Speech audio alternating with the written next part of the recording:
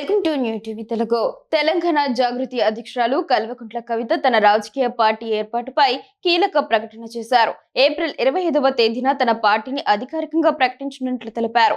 తాను సొంతంగా ఒక కొత్త రాజకీయ పార్టీని స్థాపించబోతున్నట్లు ఇప్పటికే ఆమె పలు సందర్భాల్లో వెల్లడించడం తెలిసిందే.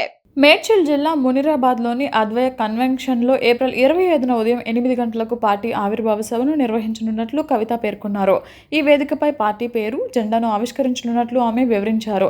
నేడు శ్రీరామనవమి పర్వదినం కావడంతో పార్టీకి సంబంధించిన కీలక అప్డేట్ ఇస్తున్నామని తెలిపారు. ఈ సందర్భంగా కవిత స్పందిస్తూ, ఇప్పటి వరకు మగవాళ్లు పెట్టిన పార్టీలను చూశారు. ఇప్పుడు ఓ తెలంగాణ ఆడబిడ్డగా నేను పార్టీ పెడితే ఎలా ఉంటుందో మీరే చూస్తారు అని అన్నారు. తమ పార్టీలో యువత, మహిళలకు సముచిత స్థానం కల్పిస్తామని ఆమె హామీ ఇచ్చారు.